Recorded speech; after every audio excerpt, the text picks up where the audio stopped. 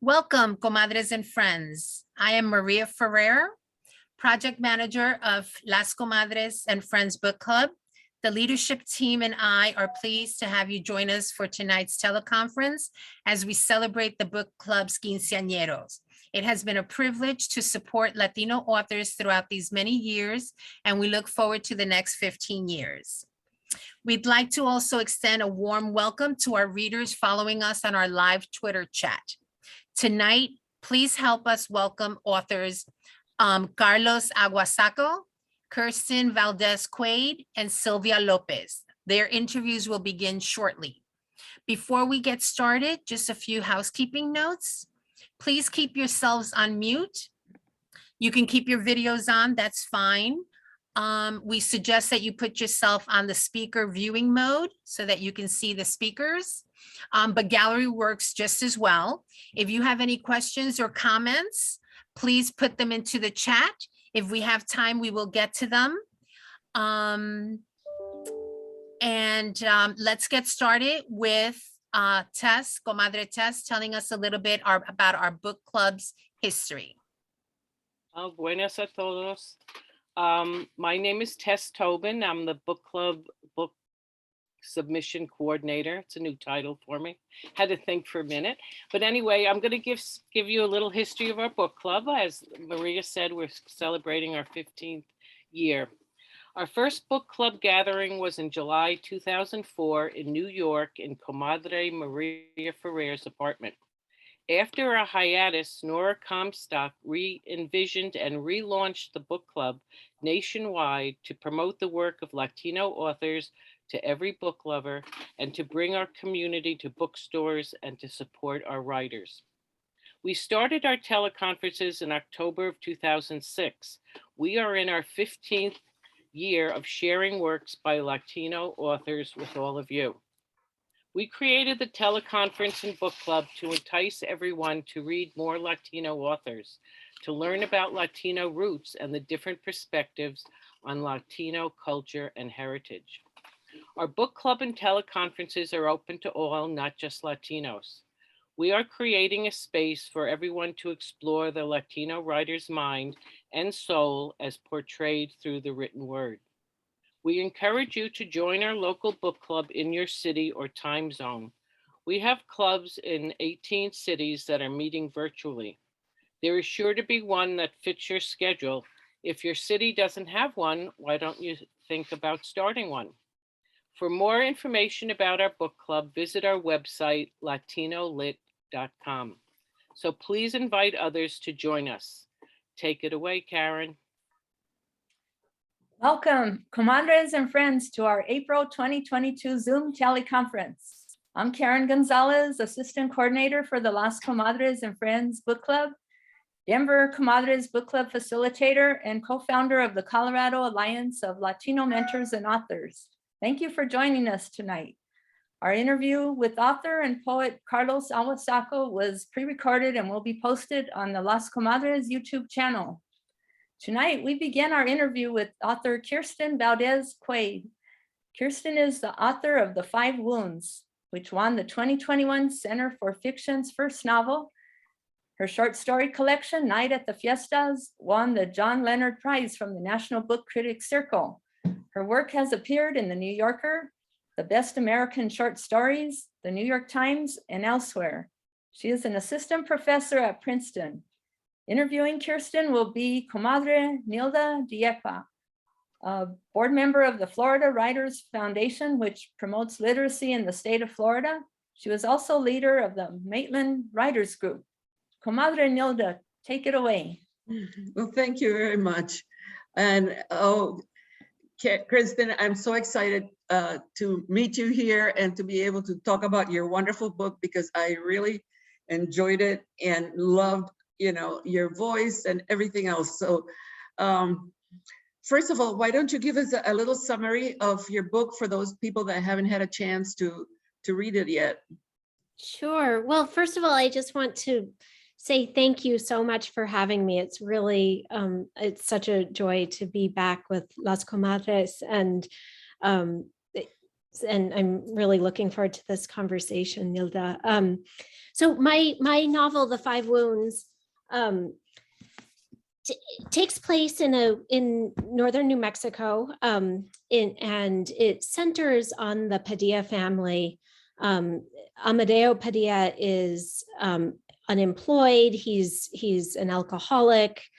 He has an estranged a daughter, a teenage daughter. He's estranged from, and in the novel's opening, he has been chosen to play the role of Jesus in his village's Good Friday procession. And he throws himself into the role. He's certain that if he does the best possible performance on Good Friday, that he will redeem his life, he'll transform himself. And as he's preparing on Holy Week, his daughter Angel shows up on his front doorstep, enormously pregnant, and announces that she's moving in with him, that she's gotten in a fight with her mom and she's moving in. And Amadeo is really distraught. He thinks it's going to be a huge distraction from this performance. And at the end of the book's opening, he asks that actual nails be used for the reenactment of the crucifixion.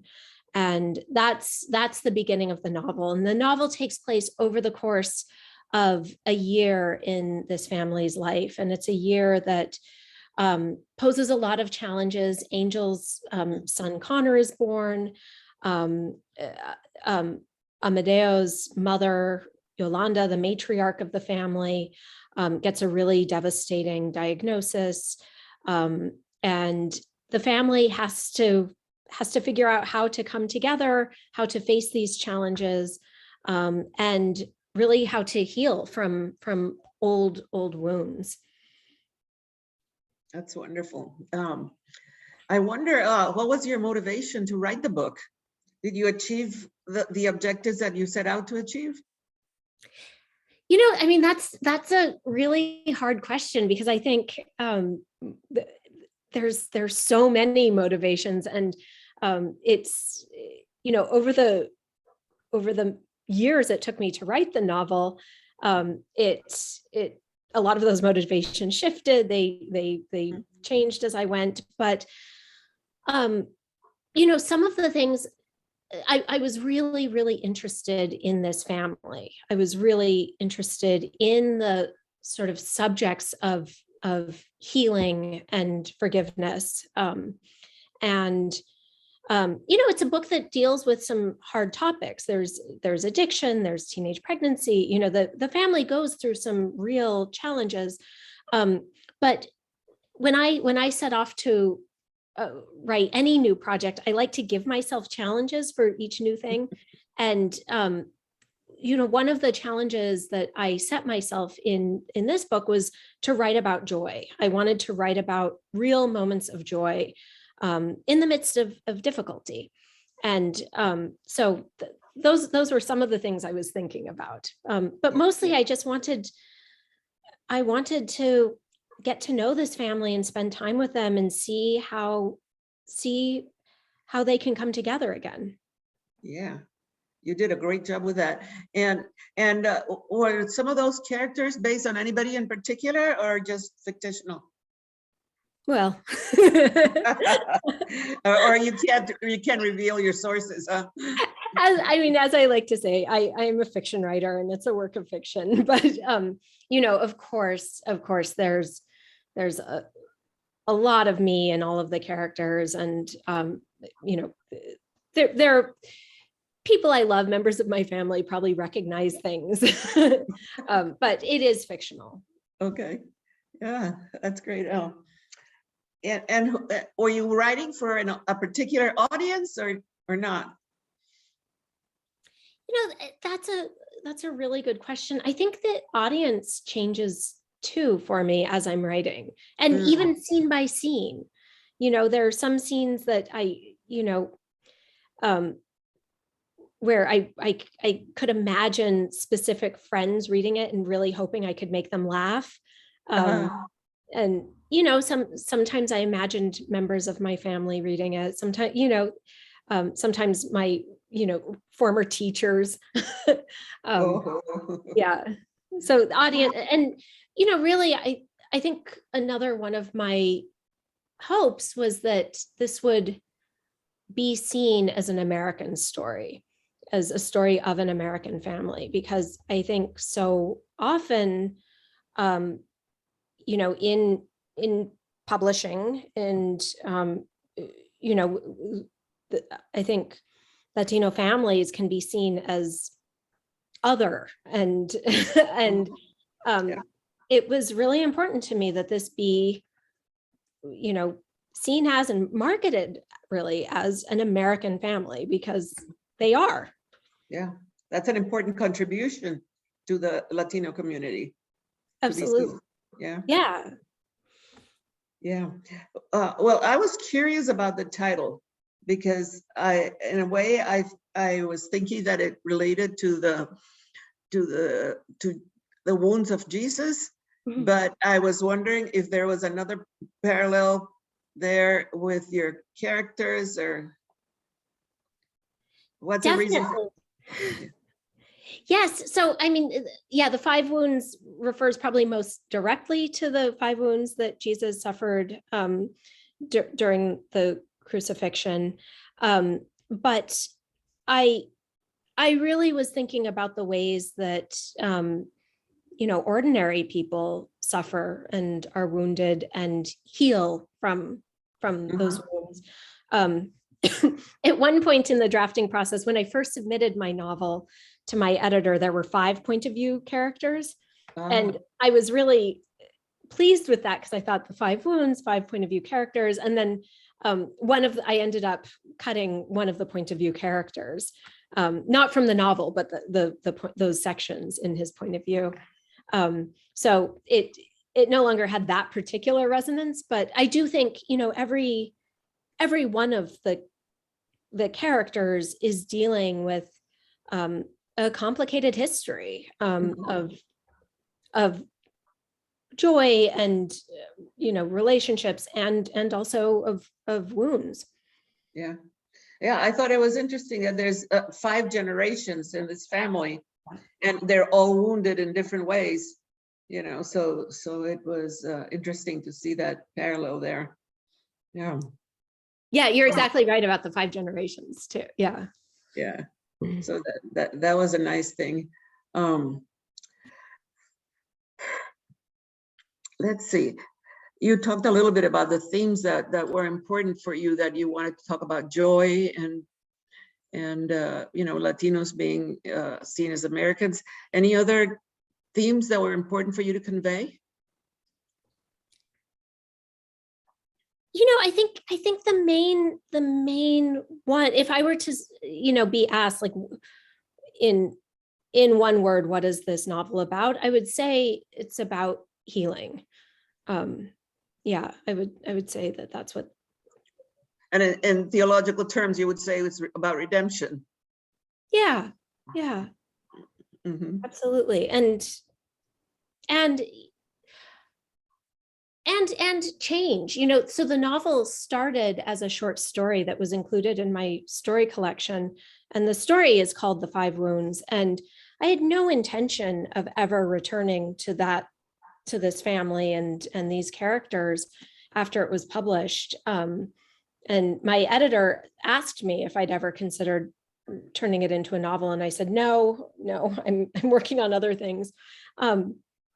And then a couple of years later, I was looking at some other short story drafts that were in process, and I knew that they were covering some of the same material as each other. And I was trying to figure out, you know, is there one story here, maybe 2? And I suddenly realized, oh my goodness, it's the Padilla family. And somehow I had missed that. And so and the short story ends with Amadeo asking for nails. And as he's being nailed to the cross, he looks at his daughter and he sees her and he sees that, you know, she's about to give birth. And he has this epiphany that he that, you know, real change is not going to come from, you know, a grand gesture like this, that real Mhm. change is going to come from being present in his daughter's life, and that, you know, it's through his responsibilities to her, to his mother, to this child that's about to be born, that he's really going to find redemption. And so one of the questions for me when I thought, maybe I actually am working on a novel, maybe I'm still curious about these characters, was, is that epiphany enough? Is that enough for Amadeo to actually change? And I think I started to suspect that it wasn't, that he was going to need a lot more to make the kind of meaningful change in his life that will last. And so that was one of the questions for me. You know, how does a person make real change? If not through a grand gesture, you know, and nailed to a cross, what will it take for him to really step up in a meaningful way? That was wonderful. But I'm putting myself in your shoes, and I wonder how you managed to write with so much honesty and caring, but still you know, even though you showed people the way they were, you still had compassion for them, and you were restrained. You had some restraint in the way you presented every situation. So it was a difficult balance, I suppose, to walk, but I think you really achieved that balance in showing the negative and the positive, and not being really judgmental about the characters. What can you tell us about that? Well, thank you for saying that. That means so much to me. I will say that was one of the challenges. Not with all of the characters. I mean, Angel is, you know, 16, and she's energetic, and she cares so much, and she really wants to give her baby the best life possible, and she's determined not to make the same mistakes her parents made. So she was a really easy character for me to love and root for. Amadeo was harder. Amadeo is self-involved. He blames other people for his problems. He's a difficult character. And in the beginning, when I was first writing the story that the novel grew out of, I was in graduate school, and my thesis advisor was saying, you know, it's not working. You have to go deeper into the character. And I didn't understand really what he meant or how to go deeper. And I set the story aside for a long time, and it took me, and I was trying to fix the story by, you know, fixing the craft of it, fixing the dialogue, fixing the, you know, making sure the point of view was tight. And I realized when I took some time away from the story that the real problem was, it was a problem with my empathy, that I was judging him. And even though I was in his point of view and I thought I was feeling empathy for him, I actually wasn't. I wanted him to be punished, and I was approaching him from a point of judgment. And only when I realized that was I able to set that judgment aside and feel real empathy for him. So that actually was a challenge for me with his point of view character, and it got in the way of the book. I mean, those early drafts were not working because I was passing judgment. Well, you achieved it. So congratulations to you for that. So now that you've written this wonderful novel, what else are you going to be writing in the future? I'm working, I've started work on a new novel, and I'm sort of, you know, trying to figure it out. It's still really in an exploratory stage. I'm also writing some short stories again and essays, and I'm really enjoying that. It feels like play again, which is really wonderful. So yeah. Well, thank you so much for this wonderful contribution you've made to the Latino literature, and it was very exciting and healing for me to read it. So thank you very much. And so with this, Comadre can take the meeting to the next level. Well, thank you so much, Nilda, and I really appreciate your generous reading, and this was really a joy. Thank you. You're welcome. Okay, our second interview is with author Sylvia Lopez, a Cuban native who arrived in Miami in 1960 with one suitcase and no English. She became a national board certified media specialist with degrees in English and educational technology and a master's in library science.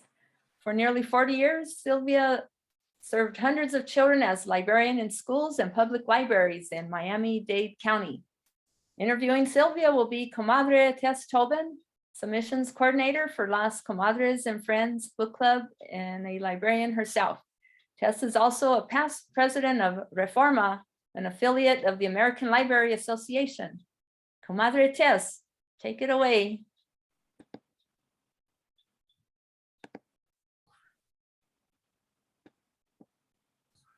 I'm always on Yes, mute. you're on mute. Yes, I have a mug that says you are on mute. I should be holding it in front of me. Sylvia, thank you so much for joining me. I feel like I know you. Maybe our paths have crossed because I'm a retired librarian also. But anyway, I know it's a short golden book, but you want to just tell us a little summary of the book and before we go on, please? Sure, of course, of course. I have it right here. I think it's gorgeous. And I have to say that, you know, little golden books are little golden books. They sell for $5 still. Yes. It's not my first book. I have written about, I have about 10 books now and maybe 4 more. Well, I have about 4 more coming out in the next year or 2. And I started late because I actually started publishing or getting published in 2016. So in 6 years, I've done all that, and many of the books have done well. When I was commissioned to do a book, or I was asked to do by my agent, I was asked to do, she had a request for someone to write about Selena Quintanilla. Oh. And she basically threw me under the bus because she said, she told the person who was requesting, the editor, oh yeah, I've got just the person. I've got who you need. And then she told me, but it was wonderful. And that book came out. It's called Selena, Queen of Tejano Music, Selena, and it's in English and Spanish, and it did so well. It won the Florida Book Award. It also won, it's one of the selections for the, let's see, it's one of the, well, it's got a bunch of things that it won. The only thing that it had wrong was that it came out in March of 2020. Oh, the pandemic. So my trip to a Houston conference and all of these things went down the tubes, but it's done really well. So the reason I'm bringing that one up is because I think because of that book, she got another request and she was asked, do you have somebody that would like to write a book from the Little Golden Book series about Frida Kahlo? So she again said, sure, got the person for you, no problem. So I did this Little Golden Book. A Little Golden Book is just exactly what it is. And I've looked up the history. I love history. I do even my research, even if I'm writing on a folktale, I'll go back and look at the history of that folktale because that interests me. Besides just the person itself or just who I'm writing about or what I'm writing about, I like to dig in the past. So I looked up that history of the Little Golden Books. And it's so fascinating. And I mentioned that it is a very inexpensive little book because, as you know, if you have written and you have published, royalties on a $5 book, okay? I can't quit my day job anyway, except that I'm retired, but I mean, that is nothing. But as a friend of mine told me once, after this one was published, she said, yes, but now you're part of the classic. And I thought that was so cool. So I looked up the little golden books. I was familiar with them.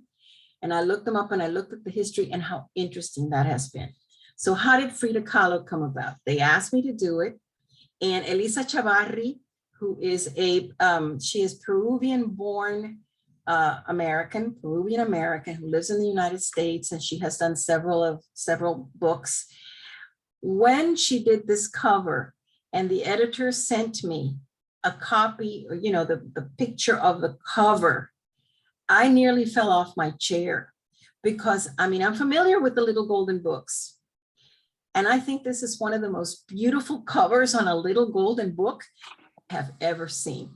I agree. I knew they were going to do a wonderful job with the illustrations. And sure enough, because she is a great illustrator. This was not an easy book to write. Yeah.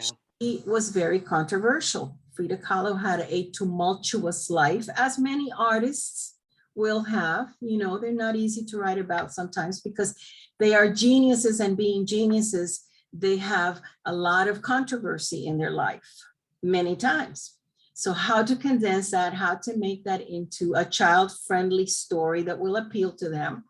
Well, thanks to the illustrations and thanks to the beautiful work, you know, this is how child appealing it is.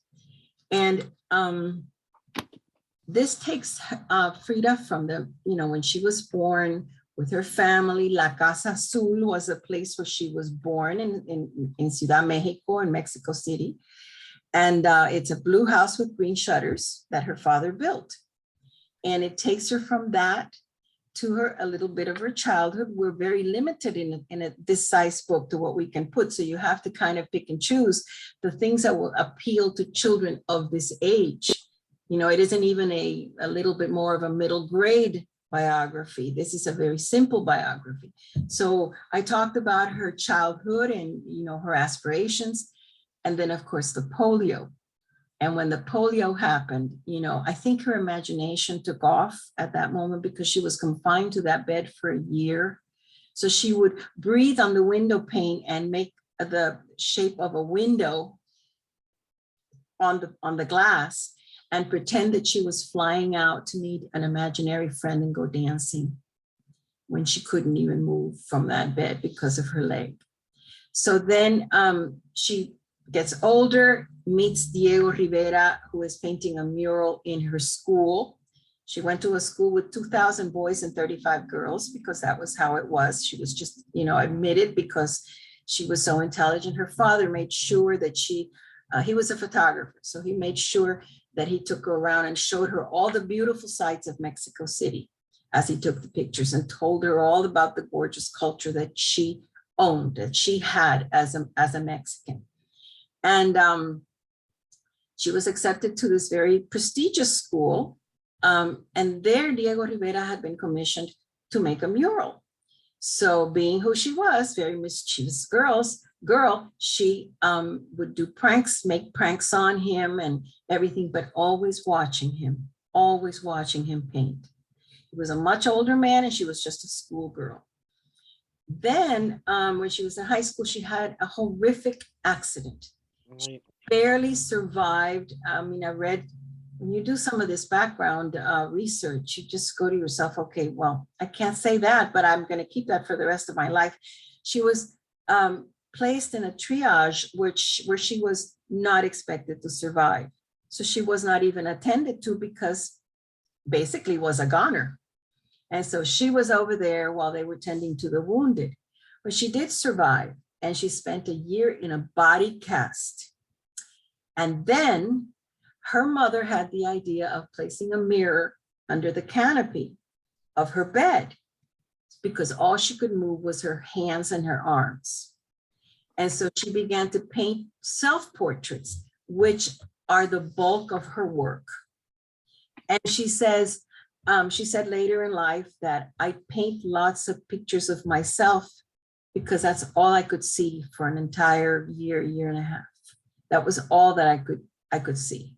I couldn't paint anything else because the only thing that I could see was me. So she painted all those self-portraits that she has.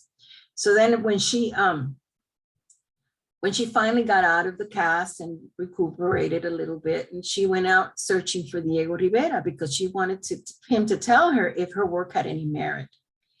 And then, of course, he began visiting La Casa Azul to talk about art. And then, of course, they fell in love and got married, had a tumultuous, and I'm using that word freely because honestly, when you read the story, that's what you get. I mean, when you read her life. But it was a love, incomparable love, but very tumultuous. They got divorced and remarried. Okay.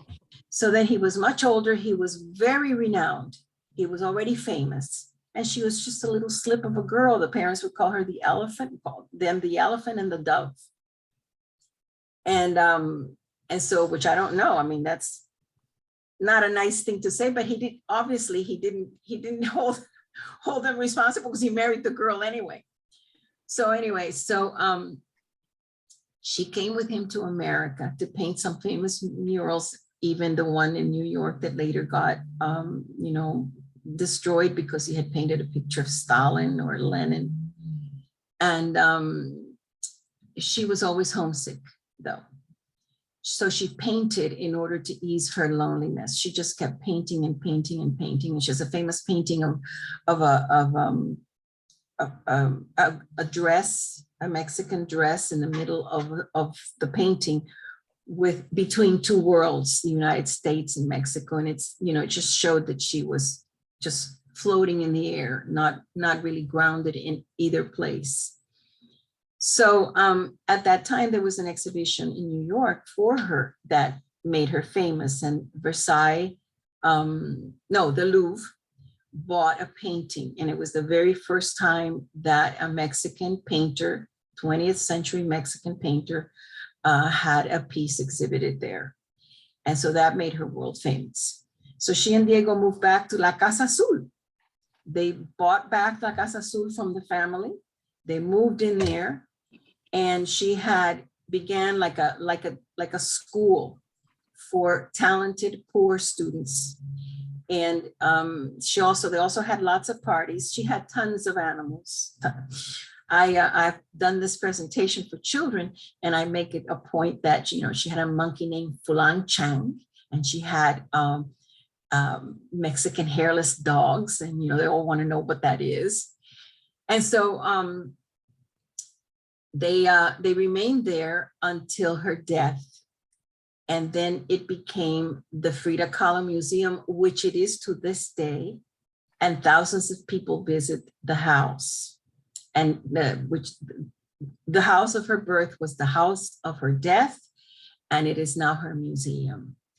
And it was certainly a very interesting life. So it made it easy for me to find things for the children to be able to relate to, and leave aside some of the tragedies and some of the terrible things that she had to go through in her life. I did talk about her illnesses and things and her accidents, but I focus on the positive, and how, her last painting that she made was of a watermelon with green and red, like the colors of the Mexican flag. And it said, "Viva la vida" on a slice of the watermelon. And she was basically not far from death at that point, in her 50s.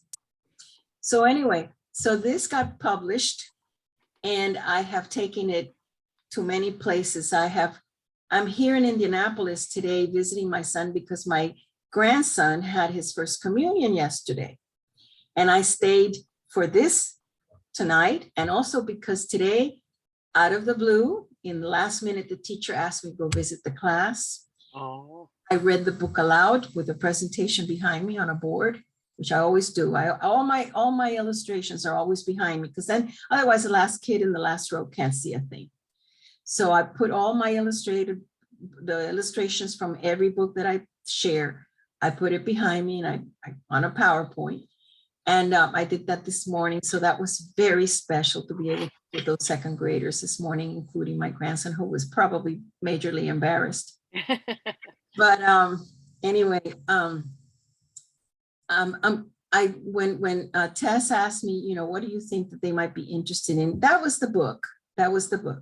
But the story of the little golden books, and I'm going to just in a nutshell, very quickly tell you a little bit about them.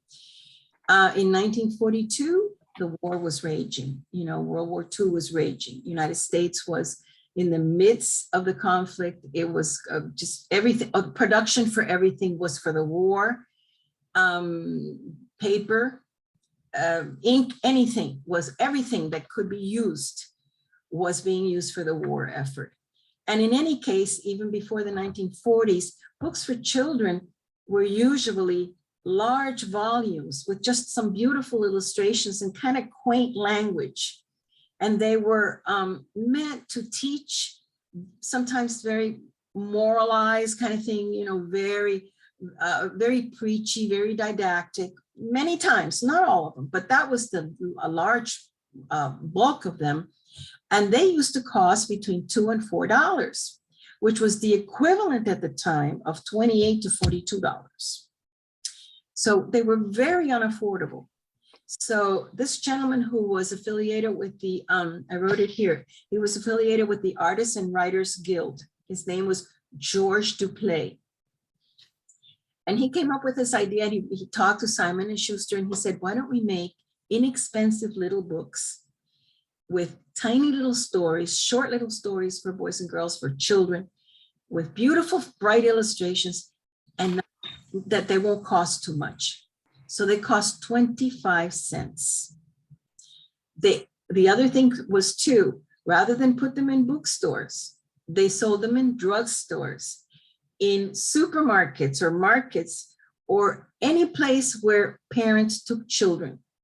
And sometimes, just to keep the child entertained while they did their shopping, they'd buy one of the little golden books for a quarter. And it was a great investment.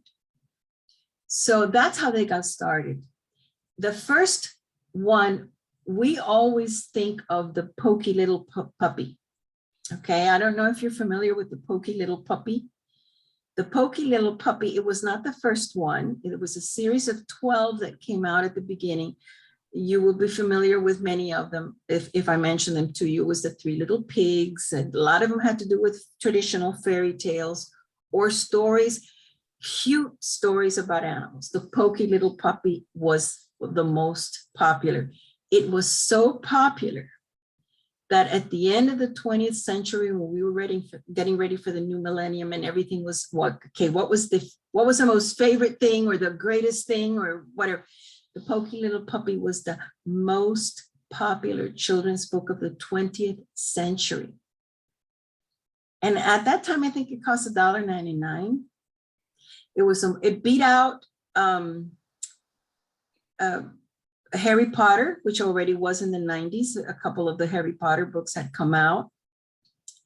And it sold in the 20th century, or since the time when it was published in the 1940s, it sold 15 million copies of that book. Now, if you can find an original one, you hold on to it and take it to Antiques Roadshow.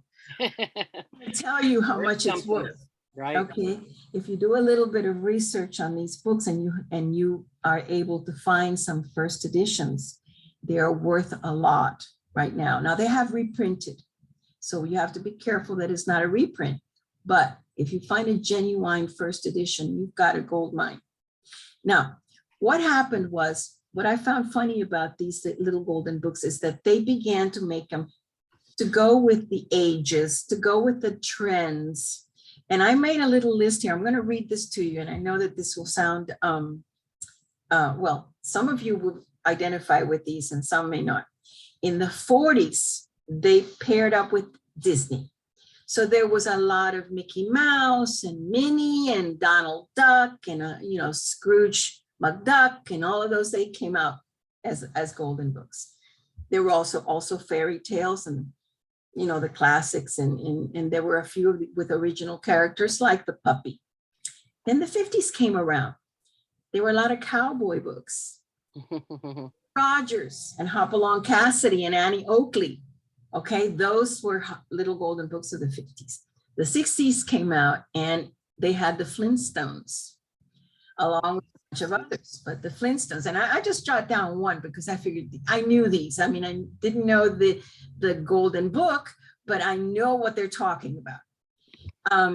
70s, it was big on Sesame Street characters because that was the epoch of, that was the era, that was the decade of the Sesame Street. In the 80s, I thought it was funny. They had Inspector Gadget. Okay, so we're walking down memory lane here. So Inspector Gadget was in the 80s, a bunch of others. 90s, Barney the dinosaur. Who else, right? Those are my children there. And boy, Barney was big. Then in 2001, Random House bought the franchise for the Little Golden Books, and as the years go along, you know, there's a Barbie one, the latest one would be Betty White has a Little Golden Book. So what happened was this: after I did Frida Kahlo, this is a biography series. They have Ruth Bader Ginsburg. Yep. They have, they did biographies, of course, of Abraham Lincoln and George Washington, but also Martin Luther King. They have Jackie Robinson. They have incongruous, I thought was incongruous, was Johnny Appleseed, but he was considered a historical character. So they have him as a biography. And what happened after I did this one, I'm a little bit of a kind of a, I don't want to say pushy because I'm not, but I'm not afraid to speak up anymore. I used to be a very shy child. And I don't know what happened, but somewhere along the line, I lost that. And especially in writing, I figured, okay, no, I have to talk about this. When I finished writing this book, I told the editor, if you ever want to do something with Sonia Sotomayor, I was just going to say that. I'd love to. Guess what? It comes out in August. And you're the writer? You did that one too? Yes, Oh, that's I wonderful. did. 3 months later, I get a letter directly from her. And she says, Oh. you mentioned Sonia Sotomayor, and we'd like you to write them because I wrote this one in both English and Spanish. And I wrote Sonia Sotomayor in both English and Spanish. Talk about interesting research. Yeah. Her autobiography is beyond. It's just so interesting. And I'm a child of immigrants and an immigrant myself. I'm a child of parents who did not speak English. And so was she. And her family in the projects in New York. I wasn't in projects in New York, but you know, we still got together on the Sunday and we ate the Cuban food and she ate the Puerto Rican food. So as I was reading this, I was really relating to this woman who came up from nothing, from where could have been nothing, was not expected to succeed. Number one, because she was a girl. Number two, because she was in the projects of the poorest of the projects in New York. And went all the way to Ivy League schools, and actually went to Princeton and Yale, and then got picked for the Supreme Court, which doesn't get any better than that. So that was, I couldn't believe it. And the funny thing was that they gave me like a 6-week writing window because they decided at the last minute, hey, yeah, let's let this lady do Sonia Sotomayor. But only if she can have it in 6 weeks. Wow. Okay, here I go. And so I started writing, and it's beautifully illustrated also. And I'm looking forward to that coming out going to be released in August of this year. I have a few other projects coming up. I have Lin-Manuel Miranda. It's for the school market, but I have a biography of Lin-Manuel Miranda coming out. Oh, wow. I have a couple of retellings of folk tales that are also going to be coming out. I have a bilingual easy fiction book, 2 books that I co-wrote with someone who does not speak Spanish, but had a great idea. So we got together. And that's what I'm working on right now. And my one regret is that I didn't start doing this 20 years earlier. So I'm hoping to catch up in the next few years with everything that I wish I would have done. But I'm having, the ride of my life because I'm having a lot of fun with this. That's wonderful. That's a great summary. Thank you, Tess. So many things. And, I am a child of the 50s. I do remember the golden books, and they were only a quarter. So I don't remember. I was the third child, so I remember reading them, but I don't remember getting them. I guess my sister does. I asked her. She didn't remember. But anyway, that's so exciting that you spoke in and showed the illustrations. I mean, this book is so rich in just colors and just captivating Frida and everything, that I can imagine how the children respond to it, just with that part of the book. And like you said, you came to writing later. What kind of got you to that point that you said, I'm going to do it? Because I know as a children's librarian, you were around books and children for many years. So what was that little impetus that just said, okay, I'm going to write my own thing? Did something happen, or how did that come about?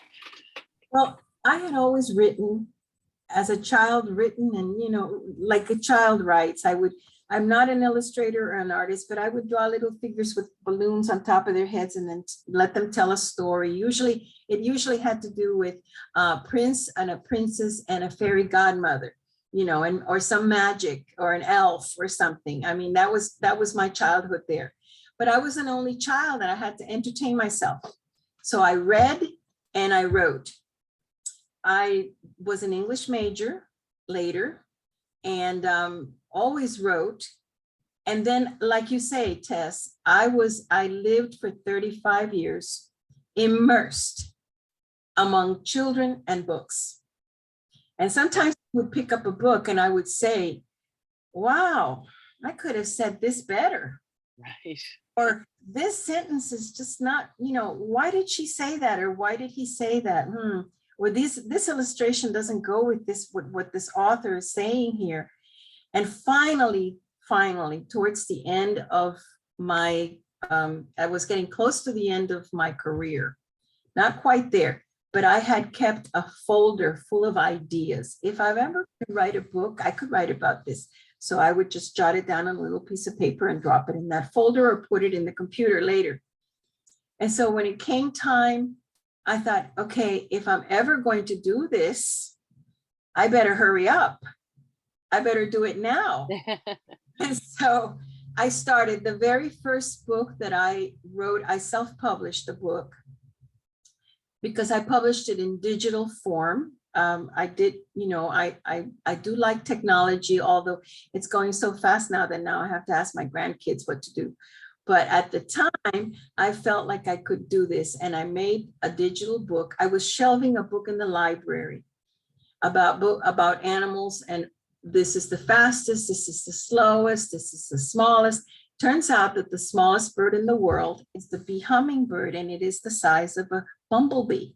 And it lives in one place in Cuba, only in one place in the world, and the island of Cuba, in one little place in Cuba. Wow. That this is an omen. I've got to write about this animal. This is so interesting. I knew, but I didn't know enough. So I wrote a story, decided to write about how he became so small and so colorful, rather than writing about hummingbirds or his life, what he ate, what they eat. I wrote about like a pourquoi tale. Why? And I couldn't get any publishers to be interested in it because they said it was too local. It was too localized in the island, and nobody was going to read it. So I said, what the heck? I'm like the little red hen, I'm do it myself. And so I made it. I talked to an illustrator. I bought the illustrations from her, and we digitized them, and I created a flip snack. From Flip Snack, I created a flip book. Then I made it from Create Space, I made it into a paperback. And the one thing about that book, even though it's just a small paperback, but it won the Latino Book Award for the best ebook of that year for children's picture ebook. Oh, great. the Society of Latino Writers, or the one in California. Anyway, so that got me started, and I said, heck, if some people like this book, maybe they will like my other books that I'm going to start to write now.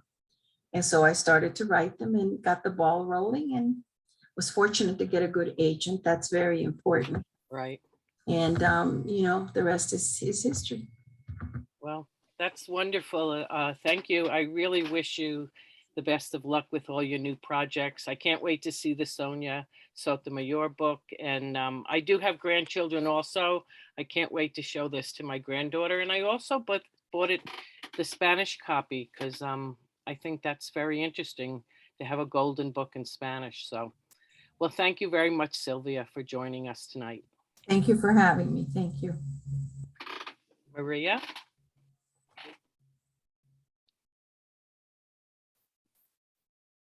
Maria? Can she hear? I'm here. I'm talking Okay. to myself. Sorry about that. I'll start again. Many thanks to authors Carlos Aguasaco, Kirstin Valdez Quade, and Sylvia Lopez, and their publishers, Ashland Poetry Press, W.W. Norton and Company, and Golden Books / Random House for their generous donations of books to our early registrants. Thank you as well to our interviewers, Comadres Dora Maria Abreu, Nilda Diepa, and Tess Tobin. We want to thank our audience for taking the time to join us tonight, and to those that submitted questions. And we'd like to thank all our volunteers without whom this book club and all the associated work would not happen. Mil gracias. Please remember to support our authors by writing a review of their books on sites like Amazon, Goodreads, Barnes & Noble, etc. Those reviews carry weight with the publishers as well as other readers. Buy books to support our authors, and if your library does not have a book you want to read, ask them to order it. And please remember that you can attend your local virtual book meetings and bring a friend or two. Remember, the Comadres and Friends Book Club is open to men and women, Latinos and non-Latinos, all welcome. Our May books are Tejana Land by Teresa Palomo Acosta and The Inheritance of Orquídea Divina by Zoraida Cordova. Again, thank you all for your continued support of our book club and Latino literature.